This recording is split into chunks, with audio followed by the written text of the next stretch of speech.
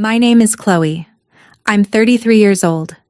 3 years ago, my father stood in our family kitchen, pointed his finger at my face and roared, "You are dead to me, dead. If you refuse to sign that $215,000 college fund over to your brother, you're no longer my daughter. You're nothing." My mother quietly poured more coffee. My brother said nothing. That same night, they deleted my number and removed me from the family group chat. Last month, that same man walked into my corner CEO office, leaned across my desk and said with perfect confidence, "Your brother is buried in debt. Family helps family." What he didn't know was that someone had already been waiting for him in this room for 90 minutes. What he didn't know was that the truth he had buried for years was about to speak louder than his lies. I pressed the intercom. My assistant's voice came through, and in that moment, the man who once declared me dead finally realized he was the one who had run out of time. If a story about a daughter being called dead over her own grandmother's money is already pulling you in, please take a second to tap like and subscribe. These are the stories I'm afraid to tell, and I only tell them when I know someone is listening. Drop the city and the time you're listening from in the comments. I love knowing where in the world people are pressing play. I'm Chloe. This is the story of a family that thought erasing a daughter would protect a son. Now let's go back 3 years, to my parents' kitchen in Newton, Massachusetts. The trust was my grandmother Eleanor's idea, not my father's. She set it up the year I turned 10, an irrevocable trust under Massachusetts law. 80,000 seed, funded slowly through her 70s until it sat at 215,000 on my 21st birthday, October 2014. My grandmother was sick by then. She didn't make it to my graduation. She died in the spring of 2015. The last thing she said to me, in a hospital bed in Newton Wellesley, was a sentence she had said since I was small enough to fit on her lap.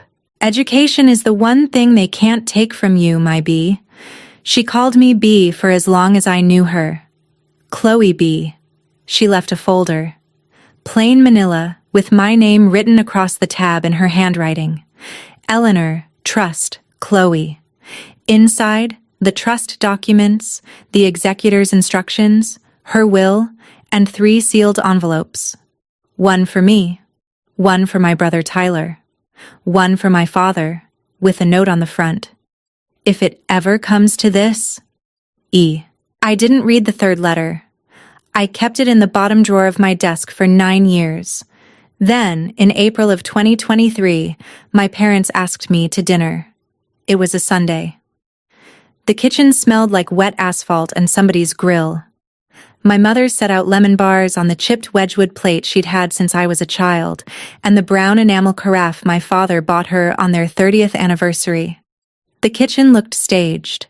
It wasn't until I sat down that I understood the staging was for me. Tyler was there. He'd been staying overnight at the house off and on that year. He hadn't yet moved fully to Quincy. He came down for dinner, ate quickly, said almost nothing. My father turned to him. "Head up, son. I'll come up after." Tyler looked at me for 1 second. Then he walked upstairs. My mother kept glancing at the staircase. She wasn't watching to see if Tyler was coming back. She was watching to make sure he stayed gone. My father set down a leather portfolio on the dining table, embossed in gold, D.E.C. Douglas Edward Kerrigan. "Sit down, sweetheart. We need to talk about Tyler." Inside the portfolio was a single document, 3 pages, stapled. The top of the first page read, "Kerrigan Family Ventures, LLC, registered in Delaware on March 17, 2023. 3 weeks earlier. Beneficiary, Tyler J. Kerrigan. Managing Director, Douglas E. Kerrigan." The signature line above my name said, "Managing Member, 0% economic interest." "What I'd like you to do, sweetheart, is transfer your grandmother's inheritance into Kerrigan Family Ventures. We'll use it to fund Tyler. He needs runway. You can rebuild. He can't." I read it twice. "Dad, If this is for Tyler, why are you the managing director? Why am I a member with 0%? He smiled. The same smile he gave me when I was 8 and broke a glass. Don't make this difficult. I closed the folder. I slid it back. I'm not transferring $215,000 of Grandma's money to a Delaware LLC where you're managing director and I have 0%. My father stood. The chair scraped backward and hit the wall. He pointed his finger at my face. He roared, "You are dead to me, dead. If you refuse to sign that $215,000 college fund over to your brother, you're no longer my daughter. You're nothing." He said it 3 times, once shouting, once driven through clenched teeth, once almost whispering, like he was trying to make it stick. My mother did not look up. She poured more coffee into his cup. The cup was already full. The coffee ran over the rim and pooled around the saucer. She kept pouring. She watched the brown spread across the white tablecloth. My grandmother's portrait hung on the wall behind her. The eyes followed the spill. I picked up my purse. I put the trust folder back inside. If I'm dead to you, then please stop calling that voicemail Grandma left on your phone. I don't want to know that you still play it. I walked out. At the foot of the stairs, I saw Tyler. He was on the second-floor landing, his hand on the banister, his face turned toward the kitchen. He had heard everything. His mouth opened.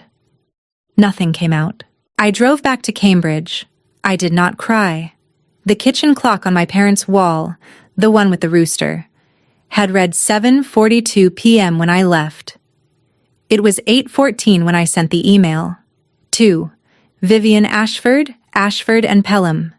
Subject, Wall Vivian. Need to lock the trust against any future family contact. Set up a clean firewall by Friday. C. A text came through at 8:31. From Tyler. I tried to tell him no. I swear. 3 dots appeared. 4 seconds. Then they vanished. Tyler had deleted whatever he had been about to write. That was the last word my brother spoke to me for 3 years. I didn't know it then, but Tyler was already drowning. And my father was holding his head under the water. People hear $215,000 college fund and assume I burned through it at Northeastern. I didn't. I never touched it. I had a merit scholarship, a federal Pell Grant for the rest. Northeastern's co-op program, 3 rotations across 5 years, working in product management at small Boston edtech firms while my friends partied through their summers. I paid for my own books, my own apartment. I didn't touch the trust because of what my grandmother told me. Education was the one thing they couldn't take from me. That meant I had to earn it. The trust was for the next thing. I just didn't know what it was yet. My brother was the project. From the moment Tyler was born, the Kerrigan family had a hierarchy. There was Tyler. And there were the resources we used to fix Tyler. I was the one who didn't need anything, which my father always interpreted as the one who didn't deserve anything.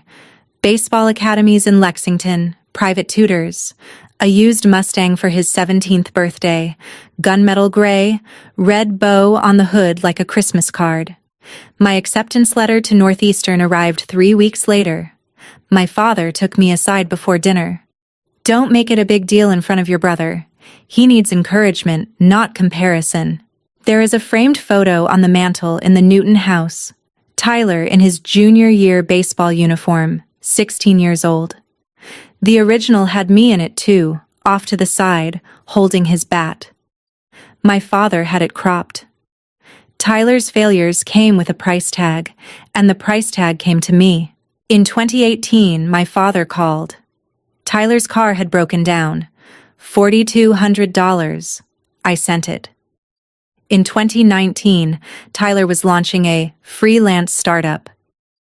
I never learned what it actually did, and my father needed $8,800 to get him stabilized. I sent it.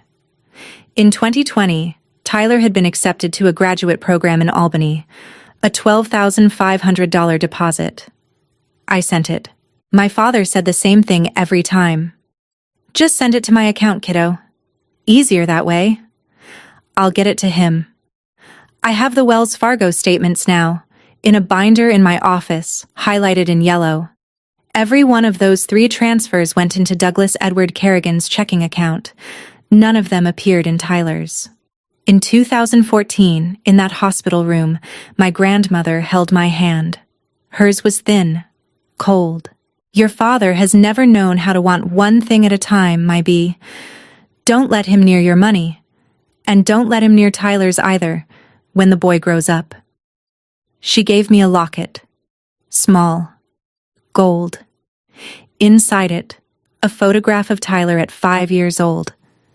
She had kept that locket in her bedside drawer for 9 years. Keep your name on what's yours. I wore the locket through college. I wore it the morning of her funeral. I took it off the night my father called me dead, and I put it in a drawer in Cambridge, behind a folder labeled in my grandmother's handwriting. By 2022, I had started to suspect what was happening. Tyler had stopped responding to me. When I called him, my father picked up. When I asked Tyler about the grad school deposit, he said, "Wait, what grad school deposit?" He left me a voicemail later that night. I still have it. "Hey, Chloe, listen, I don't know what Dad told you about grad school, but I never... Call me back, okay? Like, on my line, not... Call me." I called him back 6 times. He didn't answer. After the dinner in 2023, I sent him 3 things across the next year. A text in June, a birthday card in December, a phone call in March of 2024 that went to voicemail without ringing. He never replied to any of them. By the middle of 2024, I stopped trying. I decided my brother had chosen his side. He hadn't.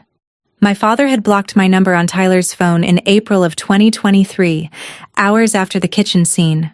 The birthday card I sent in December sat in a drawer in my father's garage for 2 years, unopened. I would not know any of this until April of 2026. What I called cutting them off wasn't goodbye. It was the first time in 30 years I stopped paying admission to a family that had stopped letting me in.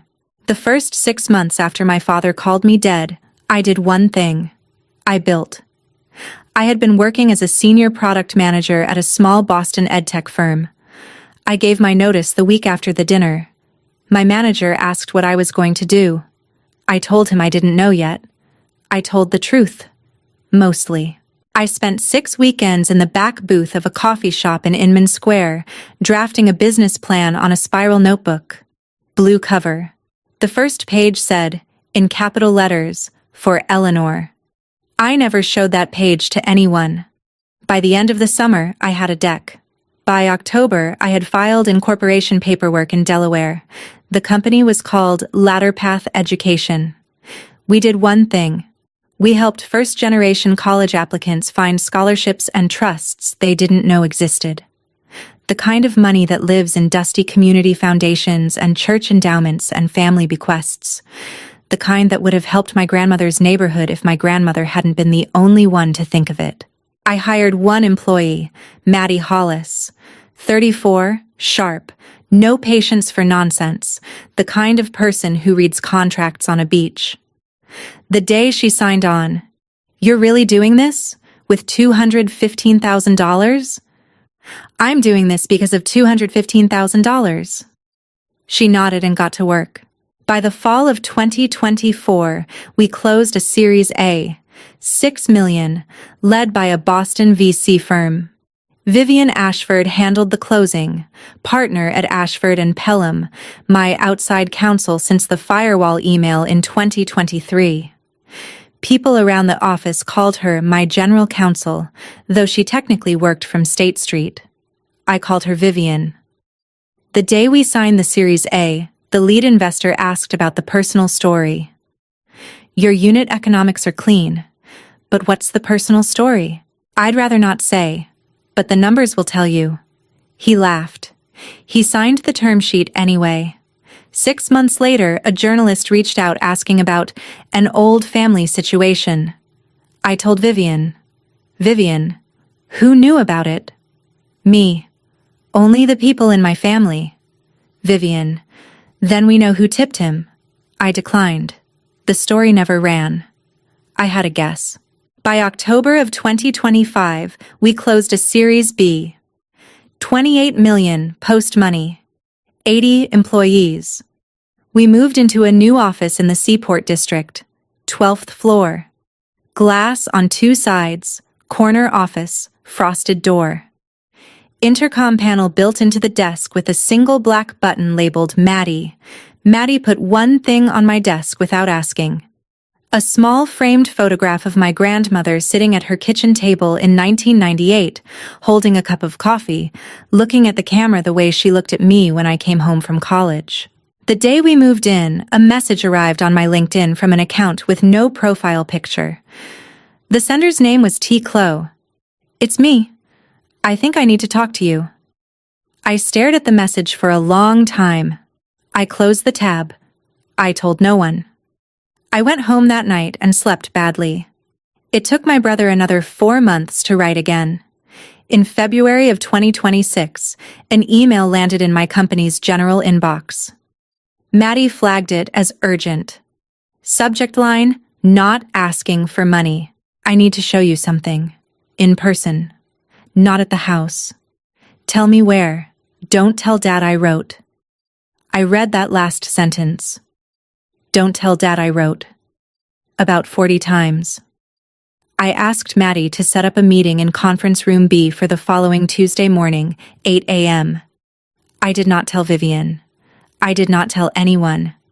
I had spent 3 years building a wall. The first crack came not from my father, but from the brother who once stayed silent at the top of the stairs. That Tuesday, the second week of April 2026, was the morning everything broke open. I had a 6 a.m. workout. I was in the office at 7:30. The sun was rising slowly over the harbor. The frosted glass door of my office reflected the light back at me, dim and gold and quiet. At 8 a.m., my brother signed in at the lobby downstairs. I did not know that yet. At 8:55, Maddie walked into my office holding her iPad. She didn't knock. The way her hand was holding the iPad, flat against her chest, like it was a folder she didn't want anyone else to see, told me something was wrong before she said a word. 2 visitors signed in for you this morning, Chloe. 1 you scheduled, 1 you didn't. The unscheduled one will be here in 20 minutes. He used the name Douglas Kerrigan. Same building, no appointment. I held him at reception. He's coming up at 9:30. She paused. She watched my face. I gave her nothing. I have spent 3 years training my face. The first visitor is here on your calendar. Conference room B, with Vivian. I didn't ask which family member had walked into my building at 8 a.m. Send my father up. Tell the first visitor I'll join him in conference room B when I'm done. Maddie nodded once. At the door, she paused. Chloe, are you all right? I will be. The frosted glass clicked once behind her. He arrived at 9:32 a.m. He wore the navy suit he wore to weddings and funerals. He looked smaller in this building than he had ever looked in his kitchen. He stepped out of the elevator. Maddie greeted him with the particular kind of warmth she reserved for visitors she had already decided she did not like. She walked him to my office door. She did not introduce him. She left. My father stood in the doorway. He looked at the view first. Beautiful view, sweetheart. It's not for viewing. Please sit. He sat. He set a leather portfolio on the desk between us. DEC, embossed in gold. The same portfolio from the kitchen. 3 years older, slightly worn at the corners, still polished. He reached across the desk for my hand. I did not move my hand. I did not pull it back. I kept it on the laptop where it had been. After 3 seconds, his hand returned to his side of the desk. How are you, Chloe? Why are you here? He laughed once, a small sound, like a man clearing dust from a room. Right to it. Always you. Always right to it. He folded his hands. Soft eyes, level voice. The performance was practiced. The performance had once worked on me. Your brother is in trouble, Chloe. Bad trouble. The kind that ruins lives. He waited for me to ask. I didn't. I know we haven't spoken in 3 years.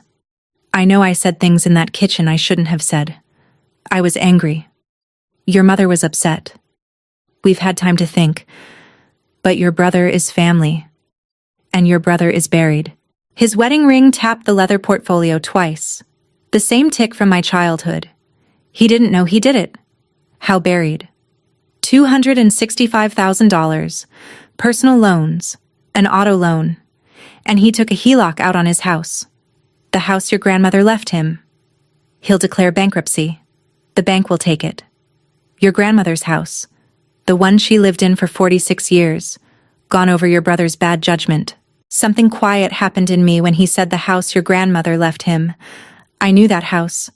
My grandmother had left that house to both of us, Tyler and me, jointly. The deed had been filed at the Norfolk County Registry in 2015 with 2 names on it. I was on the title. I had been on the title for 11 years. My father knew this. But my father had just said, the house she left him. Singular. I let him keep talking. He talked for another 4 minutes. He described Tyler's loans the way a salesman describes water damage. Spiraled. Underwater. One bad decision after another. He said Tyler had been too proud to ask for help. The whole time, his ring finger tapped the leather portfolio. Then he leaned forward across my desk. I know I was wrong, Chloe. I'm asking now as your father. Family helps family. Family helps family. Family helps family. He said it 3 times, once asking, once leaning, once like he was placing it on the desk between us, as if it was a check I was supposed to sign. Just write the check, sweetheart. We can rebuild everything we lost. My right hand was already moving toward the intercom button. I stopped it. I rested my fingers on the corner of the desk instead. Before I do anything, I need to ask you one question. He smiled. He thought he had won. He thought the corner office had softened me. He leaned back into his chair like a man settling into the second act of a movie he was enjoying. He had walked into my office expecting a daughter. He didn't know the building had already received someone else. When was the last time, I said, you actually spoke to Tyler? In person. He blinked. Recovered. Last week. We had dinner. Where? At the house. The Newton house. He rents in Quincy, Dad. He has rented in Quincy since 2024. Has he been over for dinner since you took out the HELOC? I don't track these things, Chloe. I'm his father, not his calendar. What did he tell you about the HELOC? He's embarrassed. He doesn't talk about it. That's why I'm here. He won't ask for help. So I'm asking for him. I picked up a small white index card on the desk and wrote one name. Then I wrote a second name underneath. I turned the card slightly so my father could see I had written something but not what it said. He craned his neck. He couldn't read it from his side. I reached for the intercom button. The single black button labeled Maddie. I pressed it. Yes, Chloe. Maddie. What time did Tyler Kerrigan sign in at reception this morning? 3 seconds. Long enough for my father to register what the question meant. 8:04 a.m. Chloe. 90 minutes before Mr. Kerrigan. My father's face changed color. Not red. Not pale. Something in between. Like a man whose blood didn't know where to go. Where is Tyler now? Conference room B, with Vivian Ashford. They've been working since 8:10. Bring the binder. On my way. The intercom clicked off. My father stared at the speaker for a moment as if it had betrayed him. He tried a small laugh. Well, that's great. That's actually great. Tyler beat me here. We can all talk together. As a family. He didn't come to see me with you, Dad. He came to see me about you. I let that sentence sit on the desk between us. Sit down, Dad. He had already stood up. His hand was on the back of his chair. He gripped the chair. He didn't let go for a long moment. Then he sat. The intercom clicked back on. Chloe, Tyler is asking if he can come in. Not yet. Bring the binder first. Maddie walked through the door without knocking. She was carrying a black 3-ring binder 4 inches thick with a printed label down the spine. She set it on my desk. On my side, not in the middle. The label read, in capital letters large enough for my father to read from his side, T. Kerrigan, Identity Theft File, March 2026. My father stopped breathing for a beat. Per Tyler's written consent, Maddie said evenly, this binder may be shared with you and your legal counsel. Mr. Kerrigan, Sr. is not authorized to view its contents without Tyler's explicit additional consent. She turned and left. I opened the binder. I had wondered for 3 years why my father wanted my brother to need him. I was about to find out exactly how he had built that need. The first tab in the binder was labeled Loan A, $42,000. Discover Personal Loans. 2021. Dad. This is a personal loan in Tyler's name, issued by Discover in April 2021. The application was filed online. The IP address geolocates to a residential address in Newton, Massachusetts. The phone number on file is your phone number, not Tyler's. The auto-pay account on this loan, the one that handled the minimum monthly payment for the past 4 years, is your checking account at Eastern Bank. Why is that? He cleared his throat. I was helping him manage it. He's not good with paperwork. Did Tyler know about this loan? Of course he knew. I told him. When? He didn't answer. The next tab. Loan B, $58,000. SoFi, 2022. Same pattern, Dad. Tyler's name, your phone, your autopay, Newton IP. The stated income on this application is $128,000 a year. Tyler was working as an IT technician in Quincy in 2022. His actual W-2 income that year was $61,400. The application said he made more than double that. Who filled it out, Dad? His mouth opened. Nothing came out. He was being optimistic. He had a side business. The next tab. Loan C, $38,000. Marcus by Goldman Sachs, 2023. Listed income, $115,000. Tyler's actual W-2 in 2023, $62,000 even. The Tyler Kerrigan signatures across these 3 applications are all electronic.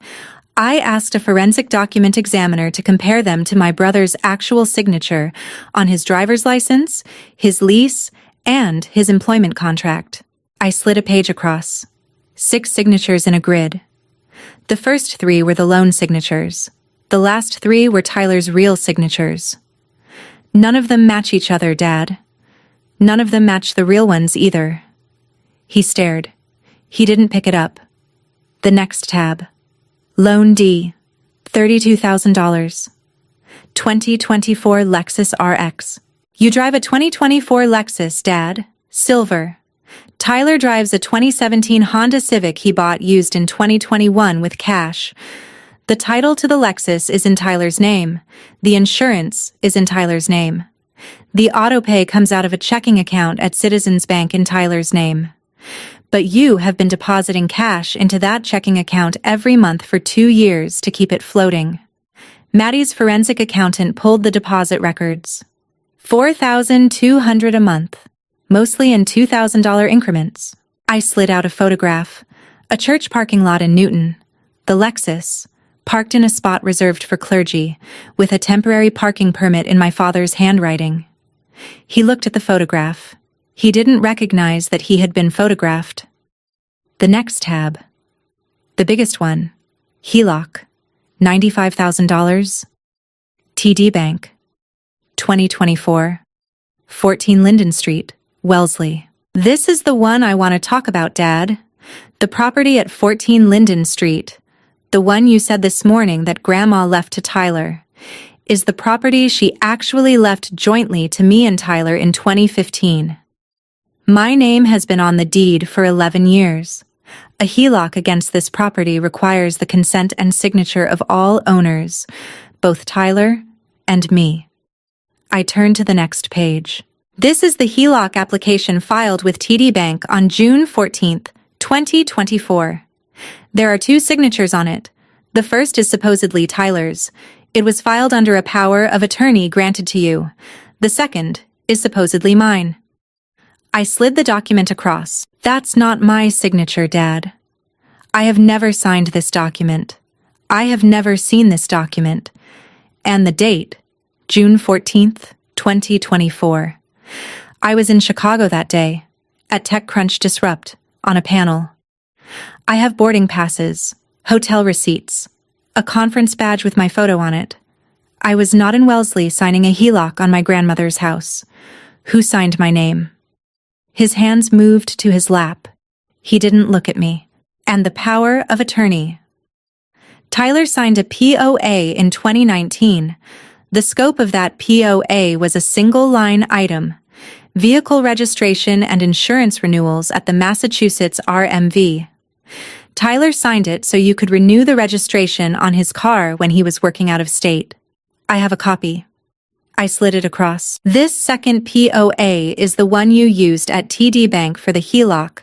Full power of attorney covering banking, real estate, and contract execution. Tyler did not sign this one. The forensic examiner's report attached says the signature is inconsistent with Tyler's reference samples. The scope is also inconsistent with the limited POA Tyler actually signed. You took his real signature on a limited form and used it as a template to forge a more powerful version. The wedding ring stopped tapping. If you're holding your breath right now, drop a single word in the comments. Whatever word you're feeling. I read every one of them tonight. Now let me show you what my father did next. I turned to the last tab. Exposure summary. Total fraudulent debt issued in Tyler's name and against our jointly owned property, Dad. $42,000, $58,000, $38,000, $32,000, $95,000, $265,000 total. He started to speak. I held up one finger. Then, the bookkeeping spreadsheet. Vivian's forensic accountant pulled your savings account transactions, Dad. From your individual account at Eastern Bank, from 2021 to early 2026, you transferred between $4,200 and $6,800 a month into the various autopay accounts. The total over 4.5 years is $214,000. You spent $214,000 of your own money keeping these accounts current. $479,000 total maintaining this fraud. I tapped the last row of the spreadsheet, highlighted in red. February 2026. Insufficient funds. That's the month you ran out. That's why you came to see me 3 weeks later. Not because Tyler is buried. Because you are. His hand went to his pocket. He pulled out his phone. He began to type. If you're texting Tyler right now, don't. He's 12 feet away from us in conference room B, and he has already seen everything you're about to say. He froze. He put the phone down on the desk. My father had built a debt system on the back of a son who trusted him. The receipts were not on Tyler's side of the table. They were on mine. I pressed the intercom one more time. Maddie, send Tyler in. With Vivian. The door opened. My brother walked into my office for the first time in 3 years. He was thinner than I remembered. His hair was longer. He wore an old gray jacket I recognized from his college days, and he held a smaller folder of his own. Beige, modest. Vivian Ashford followed behind him. Navy. She carried nothing. Tyler did not look at my father. He walked around the desk and sat down in the chair to my left. My side.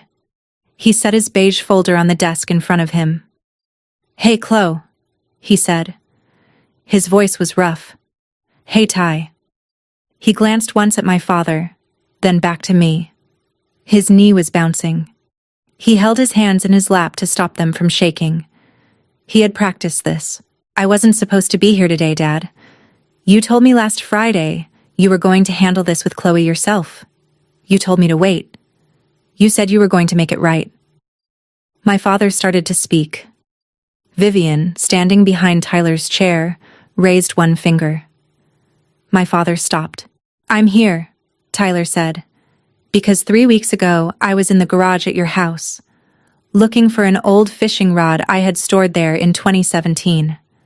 I moved a banker's box on the second shelf. The label said taxes, 2021. I lifted the lid by accident. It wasn't taxes. He opened his folder. He pulled out a stack of phone photographs. He slid them across. That's the box, Dad.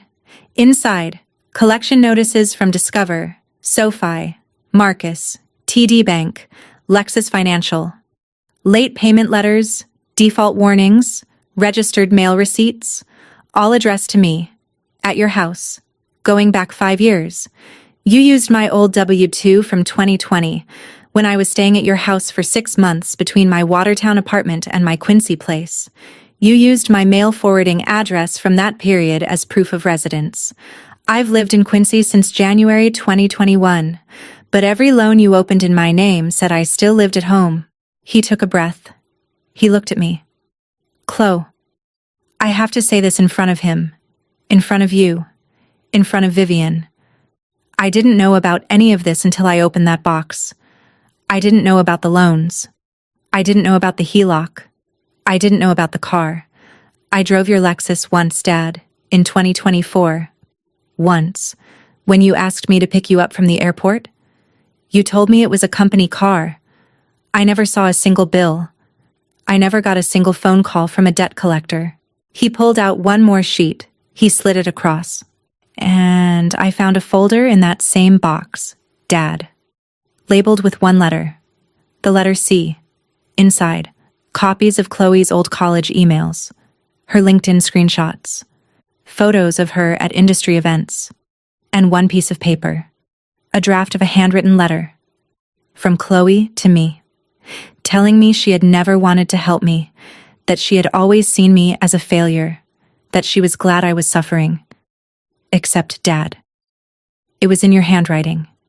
You wrote it. It was never sent. But you wrote it.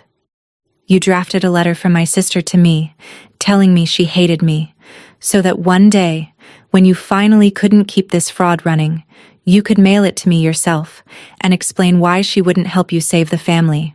He turned to me. His eyes were wet, but he did not cry. I did not cry. I nodded once.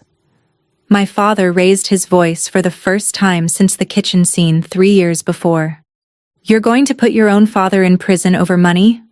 Over money, Tyler? Vivian took a half step forward. Maddie, who had returned through the door and was now standing quietly in the back of the office, raised her phone and began to record. Not as evidence, as a witness log. Tyler did not flinch. You stole my name, Dad. You forged her signature on Grandma's house. You used Chloe's name as a threat to keep me grateful. She wouldn't have been able to live with herself. Grandma wouldn't have been able to live with you. She would be ashamed of you both. I had been waiting for this. I reached into my bag. I pulled out a single letter. Handwriting I would recognize for the rest of my life. My grandmother's. He looked at it. He recognized the handwriting. The letter began, "To my son, if it ever comes to this. September of 2014. The last line of the first paragraph said, "If you ever try to use your daughter against your son, or your son against your daughter, this letter will be the proof, in writing, in my own hand, that you were warned." He read it. His mouth moved, but no sound came out. He read it again. "Tyler and I both have copies," I said. "Grandma wrote 4 letters before she died. The executor at Vivian's firm has been holding the originals for 11 years. We were instructed to share them when, and I am quoting, 'it ever comes to this.' I looked at him. It came to this, Dad. He didn't speak. The leather portfolio was untouched. The frosted glass door of my office was open 6 inches. The HVAC of the building made a soft hum. Dad, you can leave now, or you can stay and hear what happens next. Either way, this isn't being handled at your kitchen table anymore. He stayed seated. He had nothing left to threaten with. Maddie's voice came through the intercom one last time. Chloe, the conference room is set up. Vivian's ready. The U.S. Attorney's Office is on the line for case confirmation. My brother and I were never enemies. We were both being managed, and the man who managed us had just walked into a room where neither of us was alone anymore. At 11:30 a.m., the lobby called up. My mother was downstairs. She had taken a cab from Newton without telling anyone. She had not called ahead. Maddie buzzed me on the intercom. She was careful with her words. Chloe, your mother is in the lobby. She's asking to come up. She's crying. She has not been invited. I closed my eyes. I exhaled once. Let her up. Same conference room as Vivian. I looked at Tyler. He shrugged the way he used to shrug when we were kids, and our father announced something we hadn't asked for. Mom doesn't know about the loans. I don't think. I'm not sure anymore. She arrived in conference room B in the beige coat I remembered from my childhood. Threadbare at the cuffs. The same coat she wore to my high school graduation. The same coat she wore to my grandmother's funeral. She walked into the room and looked at Tyler first, then at me, then at my father. My father did not stand up. My mother sat down at the long table across from him. Vivian and Maddie stayed in the room. Maddie placed a pitcher of water in the center of the table. Nobody touched it. My mother reached across the table for my hand. I did not move my hand from my lap. She let her hand hover for a second, then withdrew. Her eyes were red, but she had stopped crying. She had cried in the elevator. Why didn't you tell me, Chloe? Tyler answered for me before I could. Mom, I tried. Dad said you didn't want to know. He said you'd choose him over me. My mother turned to my father. Is that true, Doug? He didn't answer. He looked at the wall behind her. Doug, is that true? I was protecting you, Patricia. She closed her eyes. She kept them closed for 10 seconds, maybe 12. When she opened them, something in her face had changed. The crying woman in the beige coat had left the room. The woman who replaced her was someone I had not met before. She was my mother. But she was 38 years older than the woman I knew, and she was finally angry. My father, sensing the room, played the only card he had left. Look, we're a family. Family helps family. This doesn't have to leave this room. We can keep this between us. We can fix it without lawyers and federal agents. We can pay it down quietly. There's still time. Vivian, until then silent, opened her folder. Mr. Kerrigan, this has already left the room. The FTC case number is on file as of March 19th.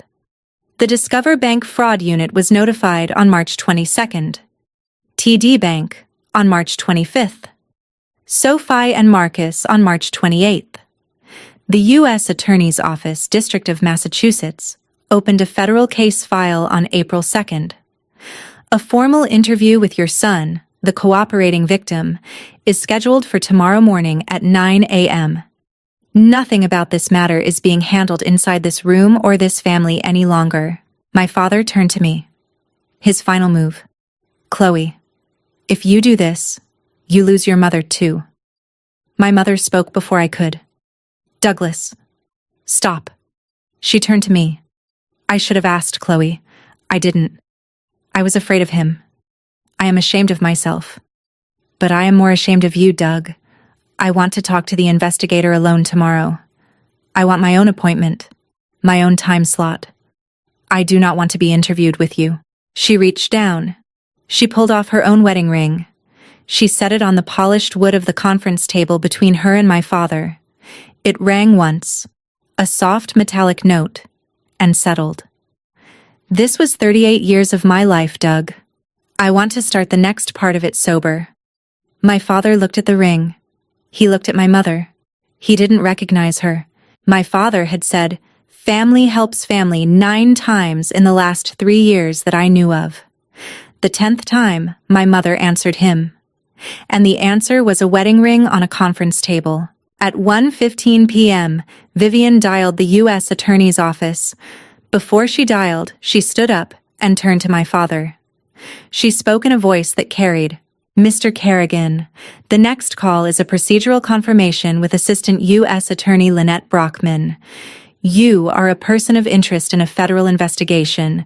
You have not invoked counsel.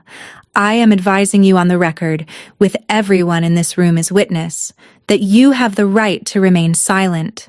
You have the right to leave this meeting. You have the right to obtain an attorney. If you cannot afford an attorney, the Federal Public Defender's Office is on the card I'm placing in front of you. Any statement you make in this room from this point forward may be reported to federal investigators." She placed an index card in front of him. A 617 area code, black ink. He did not pick it up. She dialed. "A USA Brockman. Counselor Ashford, confirming receipt of the document set? Confirmed. Case number 26-CR-D.Mass. Confirming victim interview tomorrow, 9 a.m. at our office. The cooperating witness is Tyler James Kerrigan. He'll arrive with full document set." Confirmed. "Counselor, you're aware Douglas Kerrigan is in the room? He has been advised on the record. He has not invoked counsel. He has chosen to remain." Understood. We will not be conducting any interview now. The formal interview is tomorrow. Thank you. Thank you, AUSA. The line went quiet. The green light blinked off. 4 minutes total. My father was still in his chair. He had not picked up the index card. He had not stood. He had not asked for a lawyer. In his own arrogance, he had decided nothing serious was happening because nothing serious had ever happened to him before. Vivian sat down. She opened her folder. She began to read.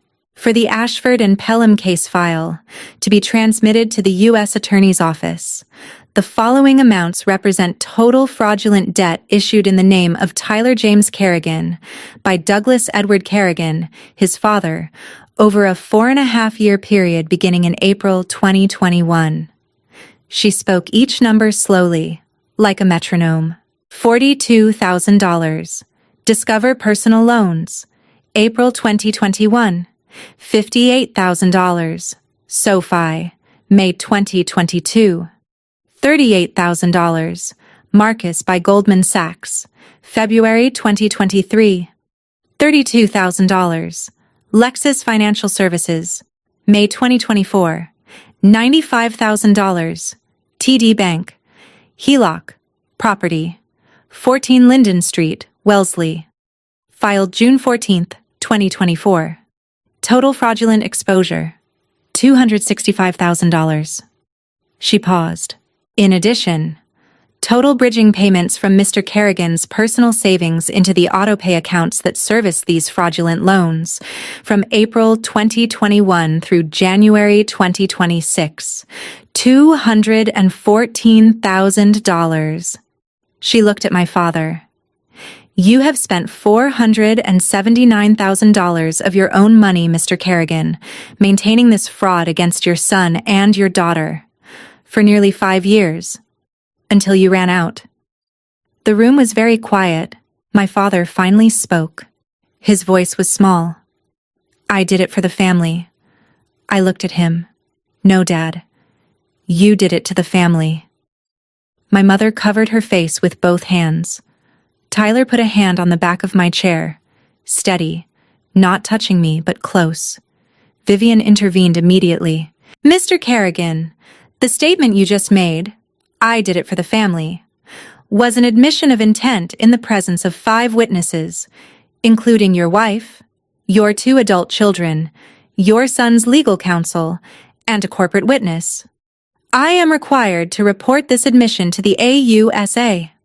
I am urging you, on the record, one more time, to call counsel before saying anything further. He did not move. He did not pick up the card. He did not call. The silence was 12 seconds long. I counted it. I reached down into the manila folder on the cart Maddie had rolled in. 3 sealed envelopes. I set them on the table. 3 letters, Dad. Grandma wrote them in September of 2014. One was for me. One was for Tyler. Tyler and I both opened ours years ago. The third one is for you. The instruction was to give it to you if it ever came to this. I slid the third envelope to him. Douglas Kerrigan. If it ever comes to this. E. He took the envelope. His hands were shaking. He did not open it. Vivian stood. She walked to the conference room door. She opened it. Mr. Kerrigan, there's a phone in the lobby. The Federal Public Defender's office is on the card. Please use it. Please leave my conference room. He stood. He walked toward the door slowly. He passed the frosted glass wall of my office. He stopped at the threshold. He turned back. Chloe, please. I did not turn my head. Maddie escorted him to the elevator. The doors closed. Maddie returned. He didn't take the letter, she said quietly. And he didn't take the lawyer card either. Both items were still on the table. I picked up the envelope. I slid it back into the manila folder. I returned the folder to the drawer in my desk where it had waited for 11 years. The index card I left where it was. Then it was the 4 of us. Tyler, Patricia, Vivian, Maddie. Me. My father was gone. Vivian turned to Tyler. Tyler, you have a decision to make. Federal indictment is likely within 2 to 4 weeks. You are the primary cooperating victim. Sentencing guidelines for federal aggravated identity theft against a relative carry mandatory minimums. The recommendation depends in part on your cooperation. Tyler turned to me. Will Dad go to prison, Chloe? I did not give him the answer he wanted. That depends on the sentencing guidelines, Ty. It depends on how much he cooperates. We don't choose that. He does. He sat for 30 seconds. He picked up Vivian's pen. I'll cooperate fully. I want my name back. Whatever that costs. He signed the consent form. His handwriting was steady. His signature matched his driver's license. For the first time in 5 years, the signature on a Kerrigan document was actually his. Patricia spoke next. Her voice was steadier than mine. I will cooperate too. Whatever I knew, whatever I should have known. I want a separate interview from Doug's. Vivian slid a second consent form across the table. If you've ever been told you were dead to a parent, or if you've ever watched a parent throw one of their children under the bus to protect another, please drop a single word in the comments. Just one. I read them all. Stay with me for the last part. The indictment was unsealed in the last week of April 2026. The Boston Globe ran the story on a Thursday. Newton man charged in $265,000 identity theft scheme against son and daughter. I read it on my phone, on the elevator, on the way down to lunch. I put the phone in my pocket. I did not forward the link. I did not post about it. I did not respond to the 2 journalists who emailed me later that day. Vivian gave the only statement on my behalf. This was a family matter that became a federal matter. We trust the process. We have nothing further to add. That was it. Douglas pleaded not guilty at his arraignment. He hired a private attorney from a small firm in Newton, paid for, I would later learn, by liquidating the retirement account my mother had not been told about. By the second week of May, he had negotiated a plea agreement. Full restitution, 18 months in federal prison, 3 years of supervised release. He took the deal. I did not attend the plea hearing. The HELOC was unwound. TD Bank moved fast. Embarrassed, I think, by the fact that their own verification process had let a forged spouse signature through. They reversed the lien. They issued a written apology to me and to Tyler. Vivian negotiated a small civil settlement, which we donated to the Massachusetts Bar Foundation's Elder Fraud Prevention Program. The house on 14 Linden Street was restored to clean title, jointly held by my brother and me. Tyler asked, 2 days after the indictment, if he could stay at the Wellesley house for a few months while he reset. I said yes. Keys are with Vivian. House is half yours. Stay as long as you need. He replied within an hour. Thanks, Chloe. I'll fix the porch. Grandma never could get Dad to do it. My mother filed for divorce 2 weeks after the indictment unsealed. She moved out of the family home and rented a small apartment in Wellesley, 2 blocks from the house Eleanor had left us. She called me every Tuesday at 6 p.m. She did not ask to come over. She did not ask for forgiveness. She asked if I had eaten dinner. She asked if I was sleeping. She told me about a therapy group she had joined for women who had stayed in marriages they should have left. I answered her honestly. The conversations were short. I did not tell her I loved her. I did not tell her I had forgiven her. I told her about my work, about Tyler, working in IT for a small nonprofit in Boston and learning carpentry on the weekends at Eleanor's house. I saved every one of her voicemails. I did not delete any. The last week of April, Vivian called me at the office. Chloe, there is a 4th letter. The executor of your grandmother's estate handed it to me, along with the other 3, in 2015. The instruction attached to the 4th letter was specific. Deliver to Chloe only when she has institutionally resolved a serious family financial matter. I have held this letter for 11 years. The condition has been met. I am couriering it to your office tonight. The courier arrived at 7:15. Maddie brought the envelope in. She set it on my desk, next to the small framed photograph of my grandmother at her kitchen table. The envelope was cream. The label was in my grandmother's handwriting. For the day you finally stop carrying us. There was a small note in red ink on the back, in handwriting I did not recognize.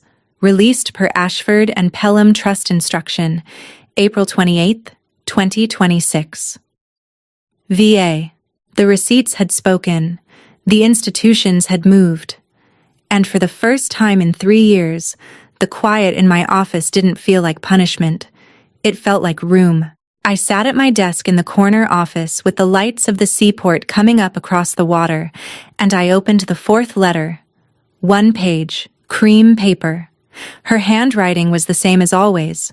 Sloped, careful, a small loop on every G.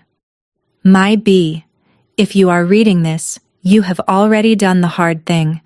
I knew you would. You always did the hard thing alone, which was both your gift and your wound. When you stop carrying them, you'll have a hand free. Use it to lift someone who wasn't born into this family. Build something. Name it after no one. Or name it after me. I won't mind. I left you the trust because I knew you wouldn't spend it on yourself. I knew you would wait. I knew you would build something. I just didn't want you to wait too long. Don't wait any longer, my bee. Eleanor. I sat with the letter for a while. The seaport blinked. A boat moved across the harbor with its running lights on. I picked up my phone. I called Maddie. Maddie, I want to launch a scholarship program. Tomorrow morning, first meeting.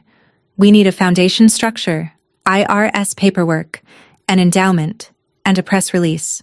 The endowment is $215,000. Same as what I built this company on. We'll match it every year from operating revenue. What do you want to call it, Chloe? The Eleanor Kerrigan Foundation Scholarship, for first-generation college applicants whose families cannot, or will not, support their tuition. She paused. That's a beautiful name. It's the only one she would have allowed. 1 week later, in the first week of May 2026, Ladder Path announced the Eleanor Kerrigan Foundation Scholarship. The first cohort was 12 students. Tyler asked, the morning of the announcement, if he could volunteer as a mentor. I said yes. We met for coffee in Wellesley the same week. We did not talk about our father. We talked about the porch. He had fixed 2 of the boards and replaced the railing. One of the first recipients was a young woman named Cora, 18 years old, from a small town in the Berkshires in western Massachusetts.